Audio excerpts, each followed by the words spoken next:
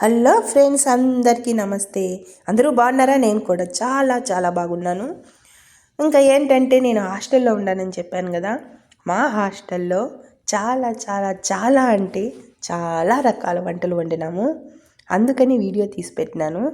అందరము ఇంటికాడ మనం చేసుకోరని అయితే కాదు, కానీ మేమైతే కువైట్లో హాస్టల్లో ఉండాం కదా, కలిసి వంటలు చేసుకున్నాం. ఎలాంటి వంటలు చేసుకున్నాము అని చెప్పి వీడియో తీసి పెట్టాను. చాలా అంటే చాలా. ఇంకా కాకపోతే పన్నీరు పాలకూర కలిపి, ఇంకా ఫిష్ ఫ్రై అంట, అలా చాలా రకాలుగా చేసామన్నమాట. కాకపోతే ఏంటంటే, నువ్వు అక్కడ పనిచేసే డబ్బులంతా నీ వంటలకే సరిపేస్తున్నావు అంటున్నారు. అలా ఏం లేదండి.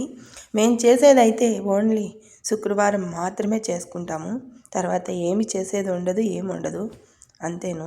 ఏదో సింపుల్గా చేసింది పెడతాం, అంతేను.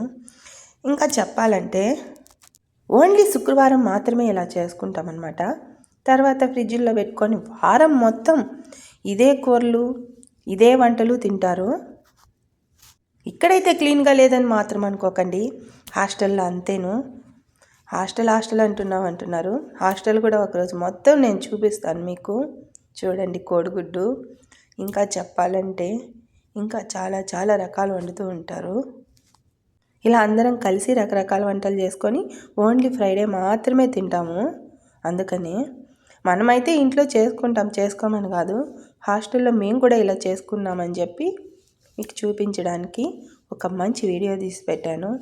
ఇంకా మంచి వీడియోస్ తీసి పెట్టాలని నేను అనుకుంటున్నాను.